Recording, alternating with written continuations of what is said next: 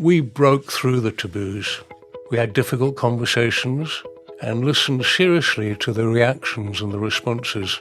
The art of dialogue was to develop the skills to raise any topic or idea in a way that enabled others to participate in the inquiry rather than closing down. Hello, and welcome to A New Kind of Dialogue, the podcast. I'm Jane Ball, co-founder of Dialogue Associates, along with Peter Garrett. In this podcast, we aim to bring the concept of dialogue into your life and the way you work. And we're doing this by exploring the chapters of Peter's book, A New Kind of Dialogue. In today's episode, we dig deeper into dialogue's value in a prison setting. By now, dialogue had become a firm fixture at HMP Whitemoor, and its benefits were clear. As we reflect on how the practice developed at Whitemoor over time, we also look at how it was brought into another maximum security prison, HMP Lartin. Keep listening to hear the questions of Harold Clarke, former Director of Corrections in Virginia, who's run statewide departments for corrections for over 33 years. For now, let's dive deeper into Chapter 11, Dialogue as a Cultural Intervention. Peter, as we ended the last episode, you were deep into dialogue within Whitemoor Prison here in the UK. Just to give the listeners an idea of just how much experience you were getting, can you describe to us your weekly routine at that point? Yes, so by the maybe second year, I guess, I was travelling to Whitemoor every Tuesday, which is a significant drive. Actually, I used to leave on a Monday, going to London. I began a weekly dialogue group with members of the public in London, and that was a really good dialogue. I was still unemployed at this point, I had mentioned, but diving a bit more deeply into the dialogue work, which had been part-time. So I met in Kensington in the evening with a group of about 25 people every week. Stayed overnight with my good friend, my dentist, Greg Gussain, on his sofa bed. Then I'd drive into Whitemoor and do the dialogue group in the morning with that original group. Eligible for that group were half the people in the prison. They were the violent offenders, so they were which is why descriptions were so violent. They were drug dealers, but also hitmen and murderers and so on. So it was a fairly straight, out in the open, forceful kind of group, which I later began a dialogue group for the other half of the prison. That was sex offenders who were called vulnerable prisoners. Most vulnerable prisoners in that case were sex offenders and vulnerable to assault from the other members in the prison. So in the afternoon, I would then run a similar dialogue with a sex offender group.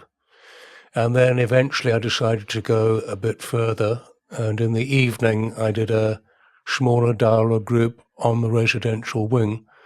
That was with serial murderers and serial rapists. So this was a little away from my time in the bush.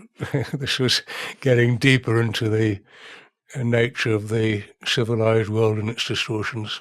And then I would drive back, but Dave, the probation officer who had gone back to Cambridge, I set up with him a joint venture where we began a community dialogue. And these were for people who come out of prison, and half the participants were on parole, and we agreed with the court that rather, as well as or instead of reporting to probation, they could come to a dialogue group to meet their terms of release.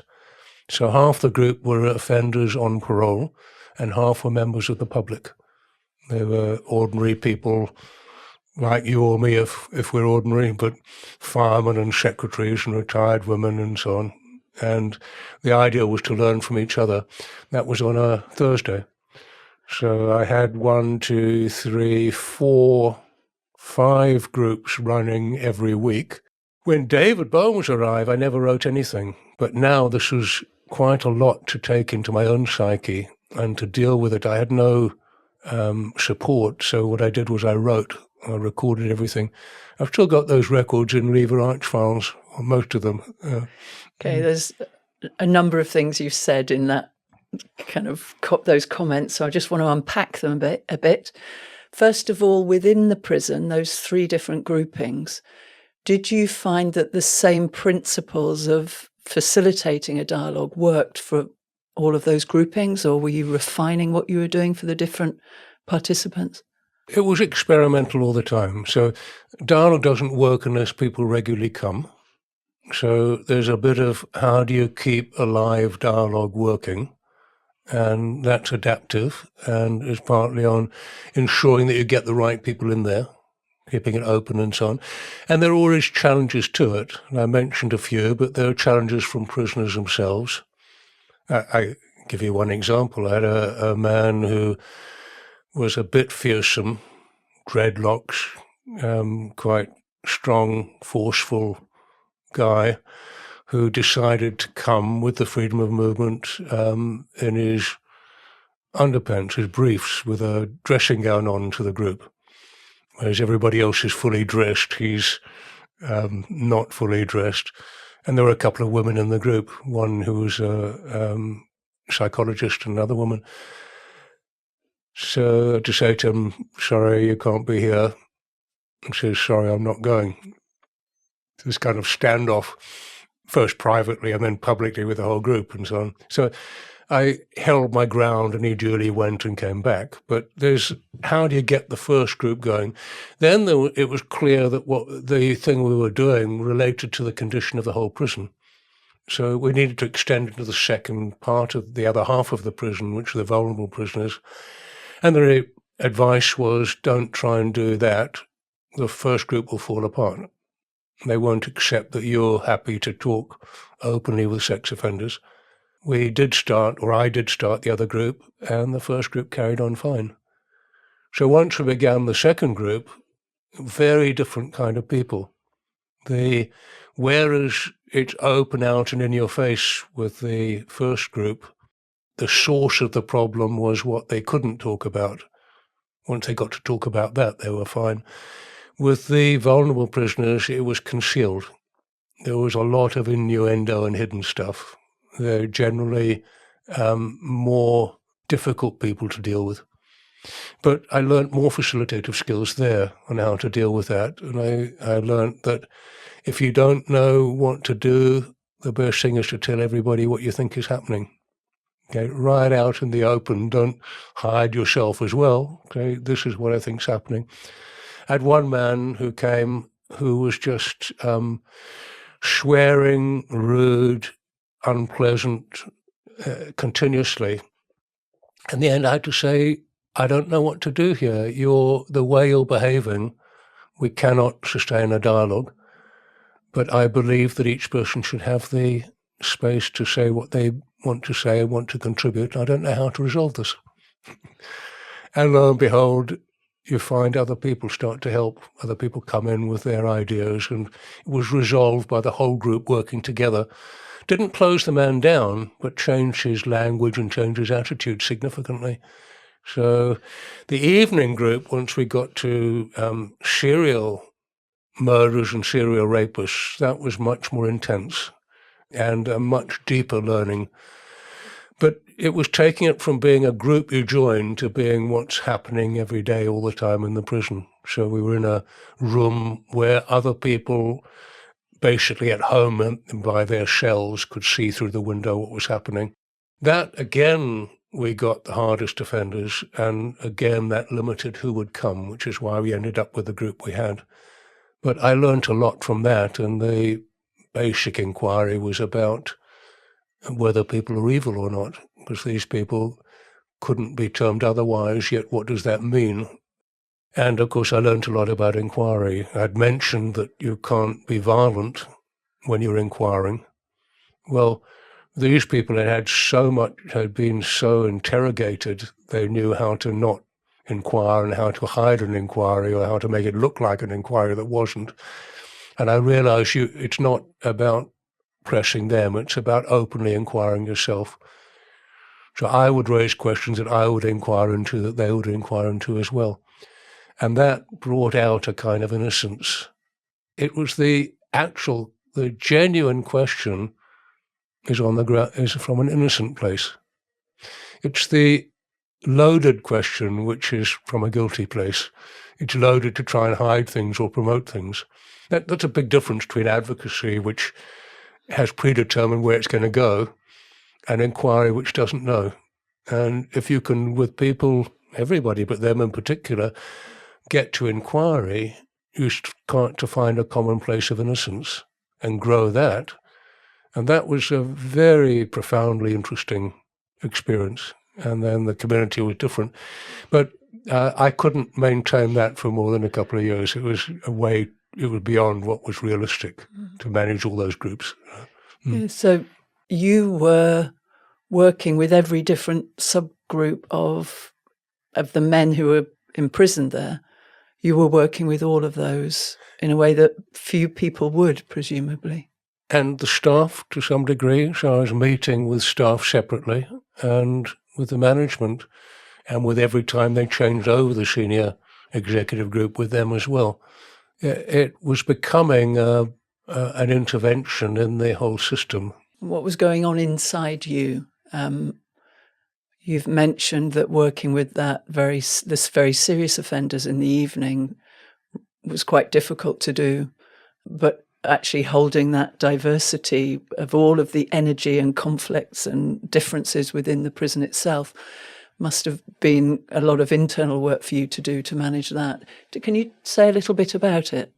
I'd been interested in going as far as I could go in terms of travelling the world or travelling society and so on, but also travelling human experience. So I'd mentioned, taking drugs, taking LSD and so on. So I could say, well, what's the difference between taking LSD and running regular sessions with serial murderers and serial rapists? Well, in a way, they're similar. They're both going as far as you can go.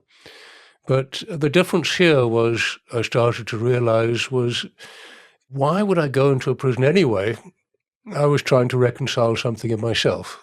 Right? I was trying to reconcile the wild with the civilized. And at the end of the wild it has its own way of operating. The end of the civilized is this very tough and abusive criminal element. So I was running the gauntlet of the lot. It left me more resolved and with deeper inquiries than I've had in other places, to be honest.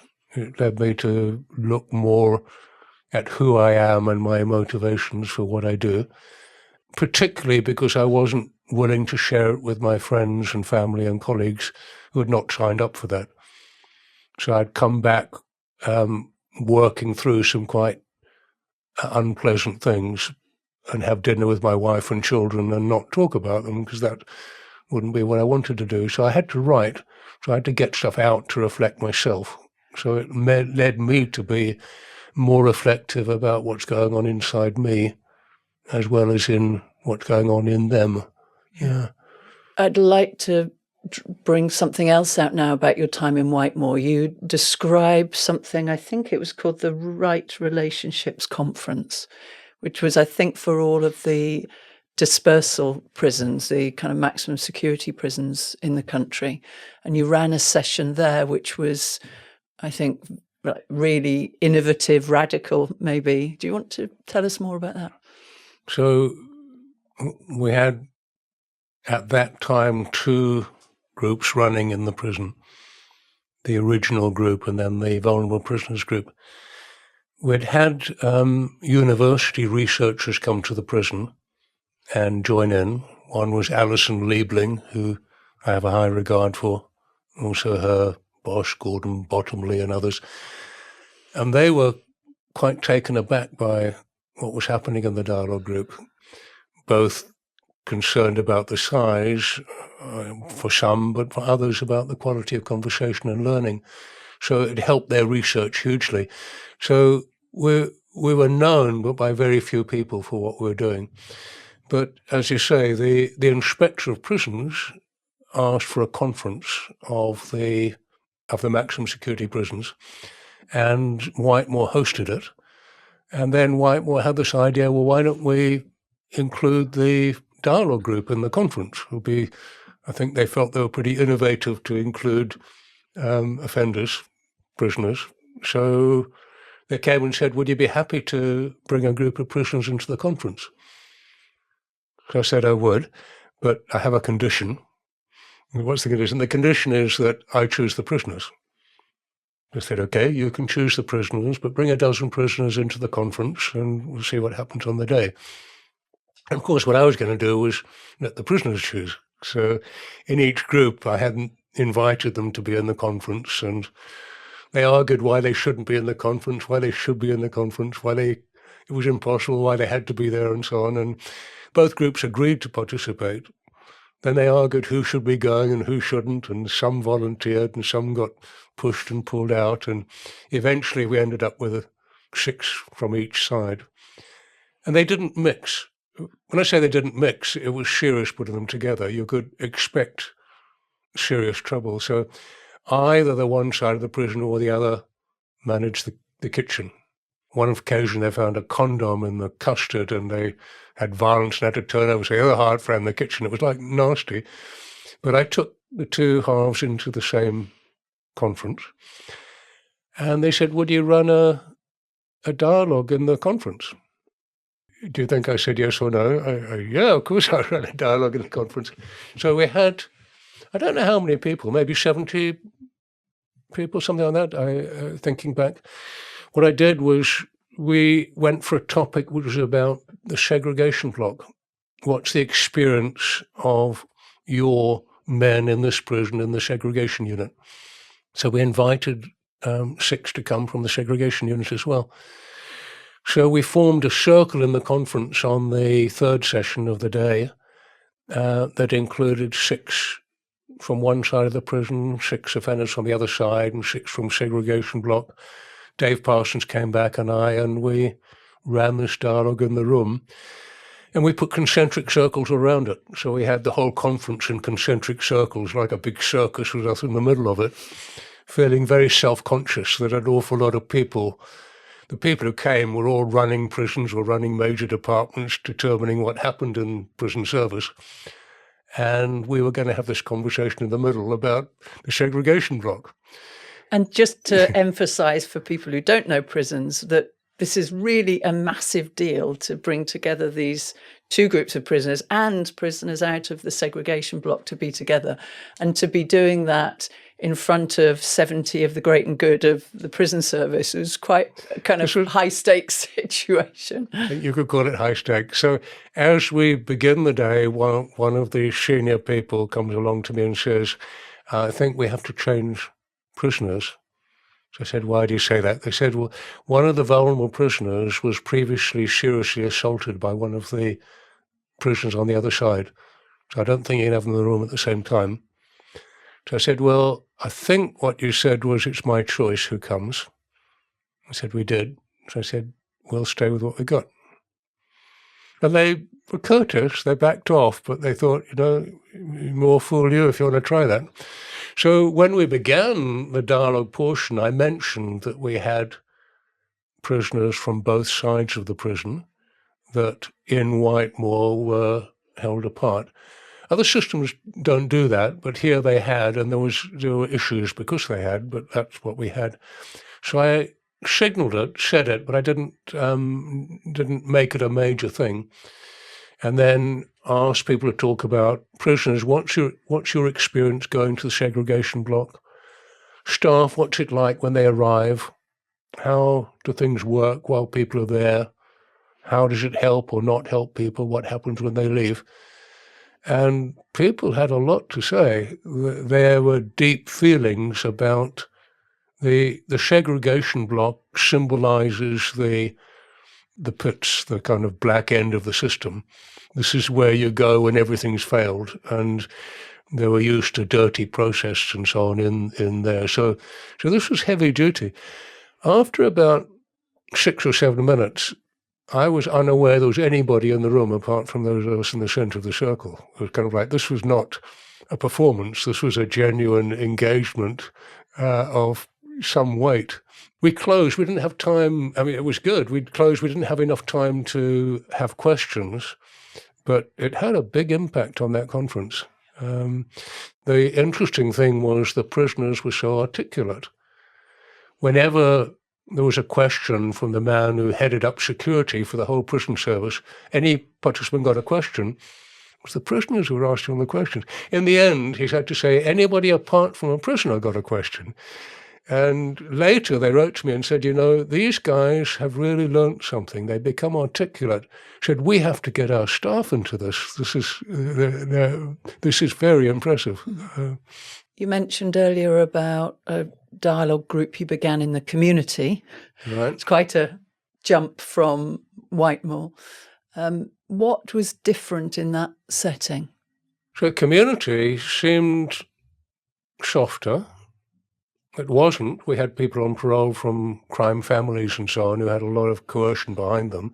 It seemed softer. It was more individualized because people lived maybe in a hostel, maybe in some other accommodation. Not many had their own homes, but they were from different backgrounds of those who were on probation. And then there were the members of the public who were involved. So, like all dialogues, there's a bit of an art of how do you get the right mix, get them in the room, get them working. There are always 2 or 3 probation officers present to meet the court requirement. But as we went, what happened was you started to see the challenge of how to come back and settle into the community. So people were saying, I have an interview for a job. Do I tell them that I've just come out of prison? And clearly everyone in the room said, if you tell them, you'll never get the job. It won't happen. So I've got to lie to get the job, yes. And what happens when they do find out? Most of them will fire you straight away. These are not idle questions. If I don't get money, I'm battling to manage. So the one young woman who I really enjoyed had a heroin habit, and so she'd had her children taken away from her. So she's really working to get a home, to get her kids back again, as well as battling with the addiction, which she's doing well. She got a job, and she came and told us, she said, I've got a job, I'm getting paid, but don't tell anyone. I'm thinking, well, everybody's so proud for her, but won't tell anyone. My boyfriend will take my money away straight away if he knows I've got any. So you think, how is she going to get back on her feet and get her kids back? So you felt these raw things, but then the members of the community were the same. One was a retired woman. We were talking away, and one guy said, well, a month ago I stole a car. She said, you stole a car? And in the prison, people would be, okay, so you're a car thief. But this older woman was just outraged. You stole somebody's car. She said, yes. He said, you know what happened when somebody stole my car? He said, my granddaughter was outside the school on the pavement for hours. I couldn't go get it, just stole the car. This outrage of this retired woman really had impact. Right. Later on, her cat died, and you could almost see the guy who stole the car crying because her cat had died. It opened up the fact that these are real people, that there's a connection between what you do and other people. It's one interrelated system. But also it was much closer because members of the public would see the offenders in the post office or whatever. So this is not, I'll go and be interested in a prison, then I'll go back home and tell my friends about it. This is in my community. Here are these people trying to reestablish. So that idea, again, that everybody learns, although nobody teaches, that we say it how we think it is, and we start to discover a bit more about our own understanding and about other people and about how to live together well. At the same time as all of this, just as well, you were not having to go to work in the property development office, but you were approached by another prison, by Lartin Prison, another maximum security prison. And you ran some groups in there that was similar to the Whitemoor groups, I think. But the bit I'd like to pick up on in that story is where you started to do more intervention work within Lartin. Could you first of all say for our listeners how thinking of dialogue as intervention is different from facilitating groups as you'd done for a number of years? So running a dialogue group can have great benefit for the participants, and I believe all the ones I did, did have benefit for the participants themselves. So it did help people on parole settle into the community. It did help the public understand what you do when you run out of money. It did help people with a long sentence work out how to manage it.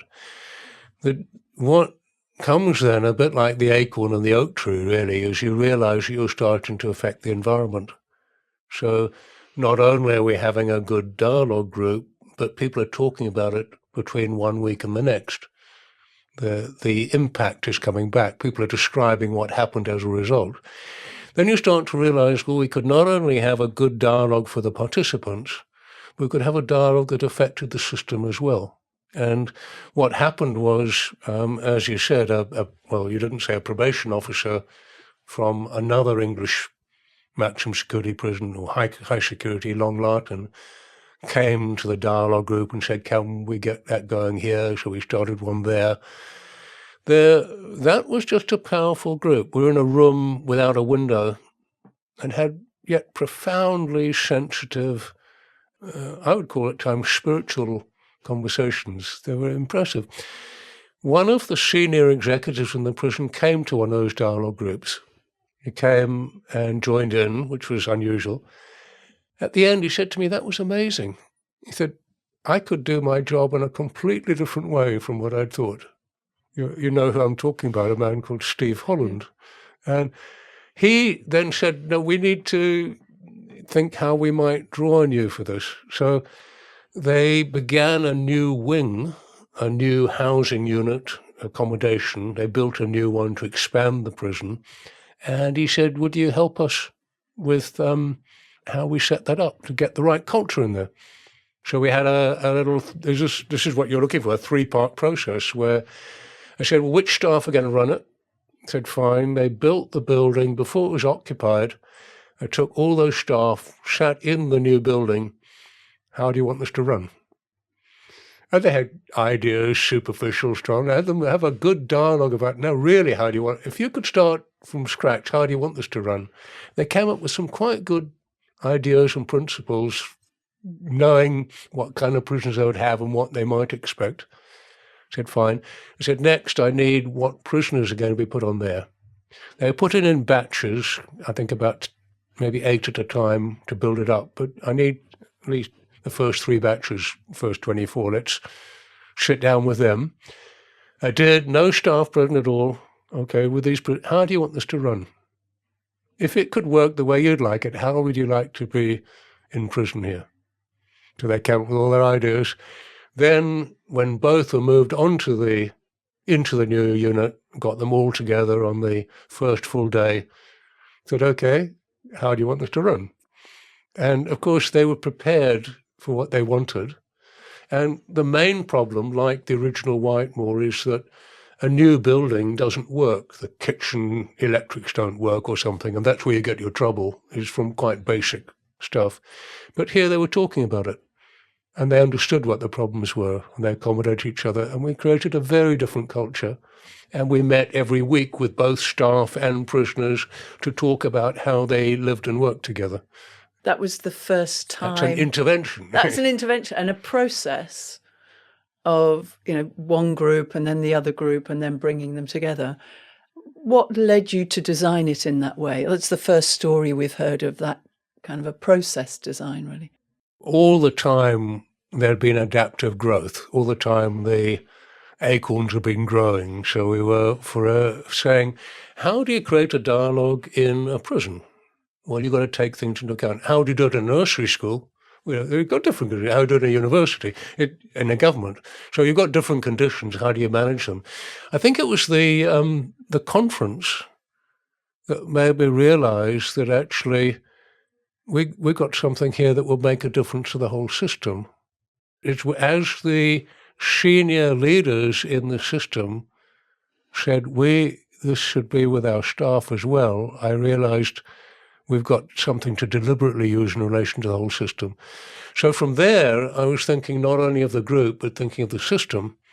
Now, you think of the system as well, then you start to get the basics for the design.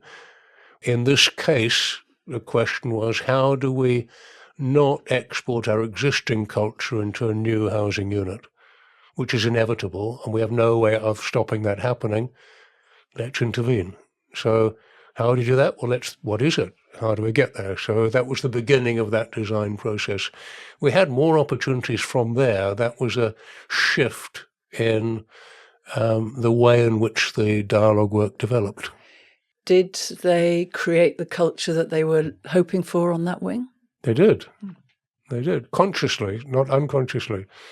If they had a problem, they knew where to take it into that forum to talk about it with the forum. But the thing is, it does depend not only on, in that environment, on the men who are in prison and on the basic uniform staff. It depends on management as well. So you have to have management being willing to come and understand the situation and be willing to change policy and practices. If you don't, you're left with impotent uniform staff. They end up saying, well, that's what I've got to do, that's what I'm told. So it does require the ability to engage senior management as well, or those who determine policy and practice. There was another prison where, just talking about this, the involvement of management and staff and the people who are incarcerated. I think you also worked at a private prison called Blakenhurst that was run by UKDS at the time. And that had a similar kind of mix, I think. That we could come back to the other one at Long Lartin if you like, but at Blakenhurst, this was now a definite invitation for intervention. So I had met a man in charge of Blakenhurst Prison, a man called Peter Siddons, and his wife did therapeutic work, and he realized the culture was not what it needed to be in that private, I think it was a local prison, what Americans would call a jail. And what he invited me to do was to work with a mix of men who were imprisoned, uniform staff and management, a 2-day contract every month. And we were in it together, got paid for doing it. And of course, you know about this because you came and joined in it, so you can add your thought. But he was intentional in what he did. The prisoners didn't know whether they wanted to do it or not because they didn't know what it was.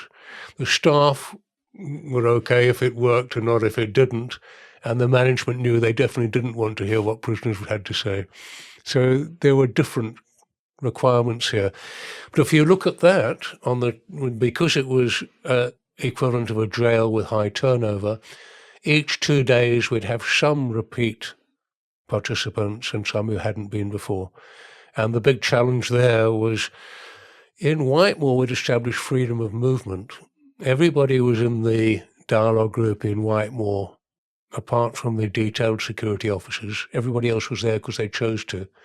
Here we were given, by contract, 20 prisoners in chairs, and we had to work out how might they want to be there. So this is a good facilitation test, isn't it? Can you get 20 people who don't know why they're there and may not want to be there to want to be there in a short period of time? So it's exactly what we did. The first half hour, you've got to stay. After half an hour, you can leave if you like. Developed what you call a check-in in a particular way to do that. But that was interesting. The uniform staff worked it out. Every manager did not want to come, and every manager left being willing to come back again. So this fragmented understanding of each other dissolved through that regular 2-day monthly session. And they had no choice, the executive group. If they didn't come, they had to get a colleague to come. So they were obliged to come, and that obligation gave them great benefit. It did change the culture there.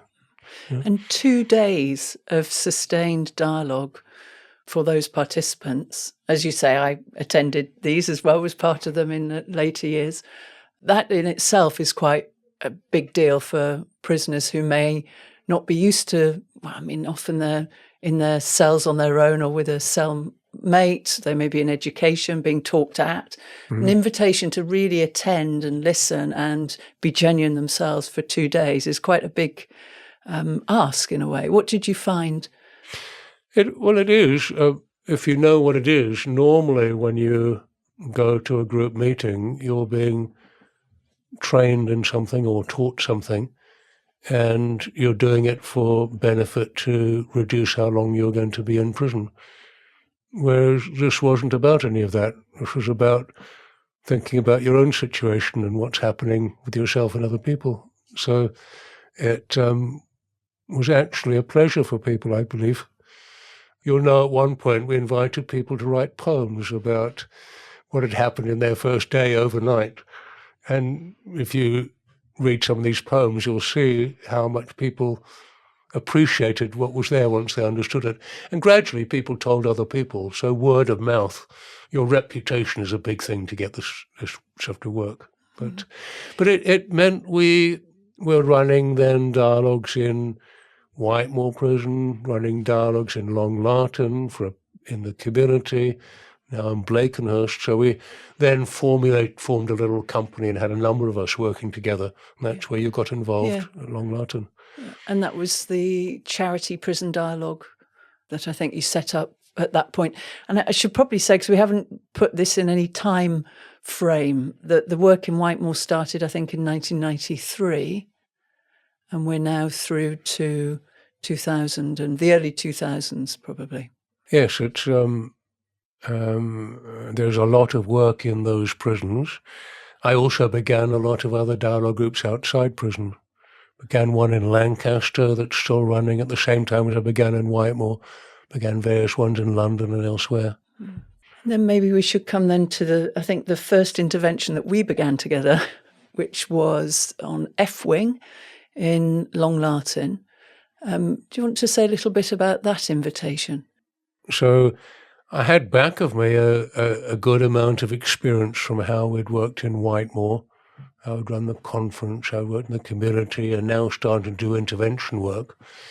And now this was the same man, Steve Holland, charged by the Inspector of Prisons to say, you've got different housing units. One of them is not called a segregation block, but it's become that. You're actually locking down people for very long periods of time who should be out and about in the prison, in education, in the gym, in workshops and so on. And as Inspector of Prisons, I'm saying you have a duty of care to these men that you're not meeting. So he has a report that he has to deal with, which is that the prison in this part has become a segregation unit, is not acceptable. What that means is long hours of imprisonment. It means a collection of tougher prisoners, and it means the staff. I don't know if John Wayne was that tough, but men who have a bit of a swagger and wouldn't mind bending the rules to make sure that this will work. And they had trouble. They had repeated incidents. In the end, people started lighting fires on in the building, which is a pretty dangerous thing to do if you're locked up. So the invitation was, would I consider starting a dialogue group on that wing, that housing unit? And I went and with an officer and banged on every door and invited every prisoner, 3-minute engagement to explain what a dialogue is and whether you should be at it.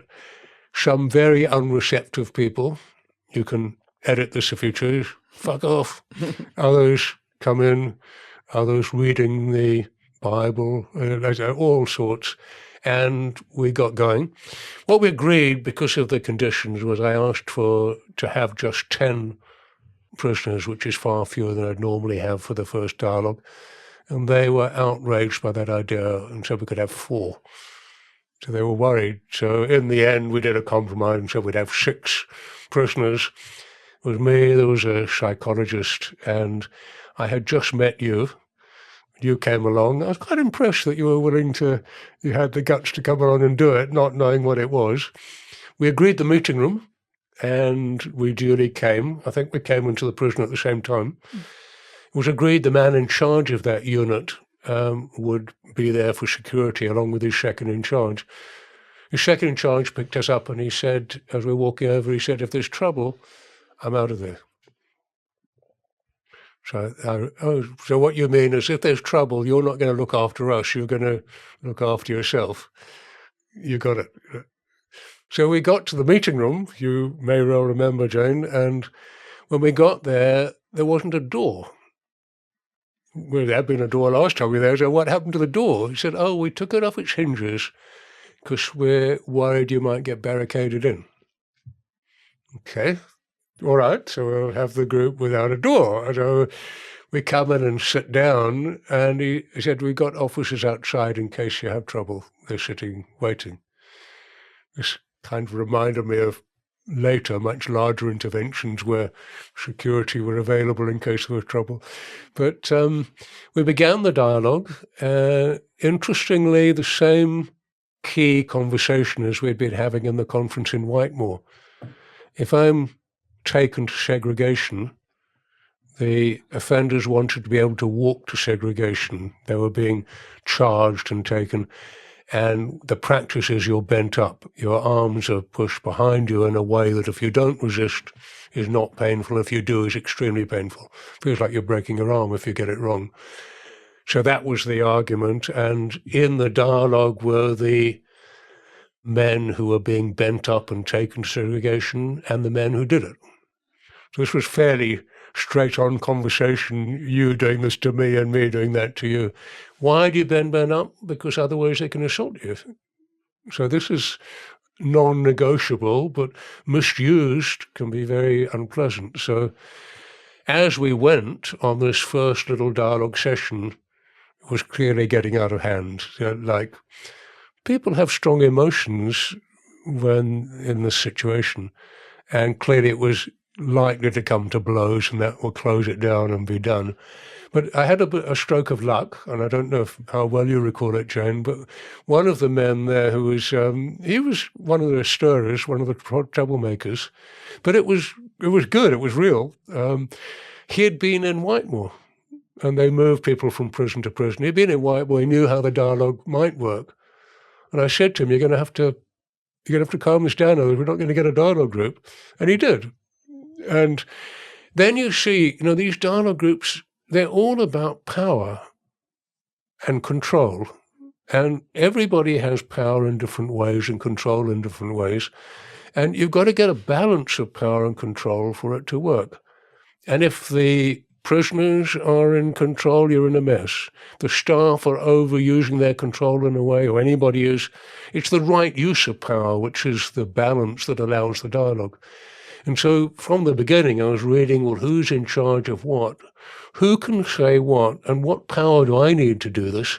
And how do I give that power away over time? Because you want the power to be all round.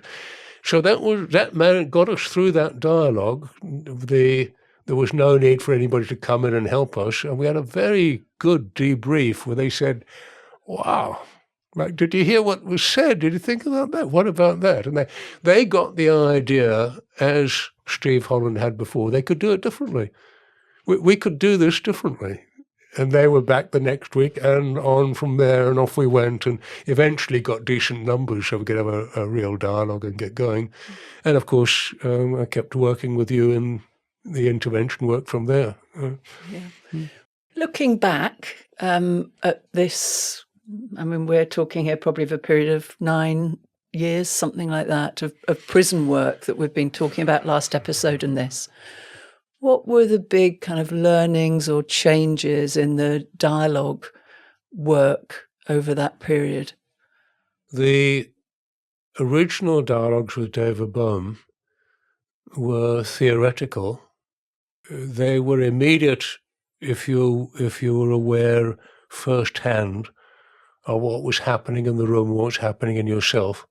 And if you became aware of your own movement of thought and feeling, you could do something quite strong with them. But the work in the prison had a very real impact on people's lives. It affected day-to-day relationships that matter quite deeply, and in the community it did as well. So we are moving from a more philosophical, I wonder about group, what would happen if, down to what is happening and what to do about it now. And what I found, that is, as I was saying, an exploration of power. So the facilitator, in a way, is a power broker.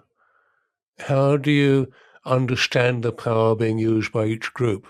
Now, actually, in the prisoners have more power than the staff, is evidence at times, but it's the cooperation of the power available to both that makes the difference. In a school, the pupils have more power than the teachers. They could overwhelm the teachers easily, but they don't, because there's a way of working out how to work together. So the power broking is getting how to do that, but it has to bear fruit. So there's something about how do you run a dialogue so that everybody does learn. Now, if I'm learning and I'm benefiting, I want to come back. And as long as you keep learning and keep benefiting, that dialogue will grow and its influence will grow, its reputation, extend it. People need to be there because they want to be there. So there's this freedom of attendance. Or if you're obliged to be there, how does it become voluntary that I want to be there is one of the skills. And the other thing, of course, is that you need the control, the way of working to be commonly understood. So as a facilitator, be continually explaining why I did what I did. Like, ask somebody who hadn't spoken and they speak up and say, yeah, I'm pleased I did ask you, because sometimes you don't ask people who don't speak up, and today I decided I would ask you to speak up. And everybody knows, okay, you can ask people to speak up and so on. So a way of making what you're doing transparent and available was a large part of it. And then it has to be that you can talk about anything.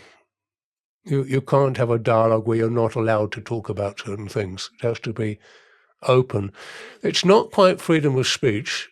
It's freedom of topic. It's freedom of speech in that you are aware and you have accountability for your impact on other people.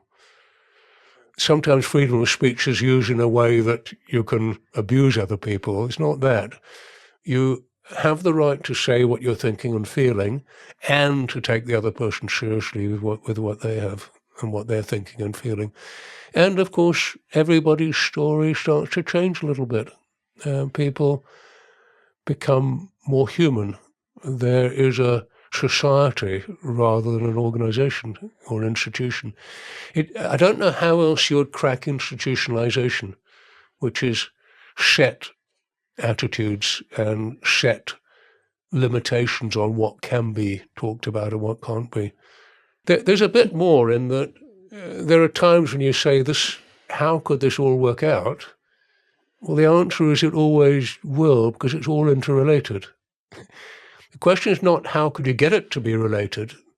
It is interrelated. The question is to realize how it's interrelated. So it's an inquiry into what's happening and what has happened rather than an attempt to assemble a better society or something like that.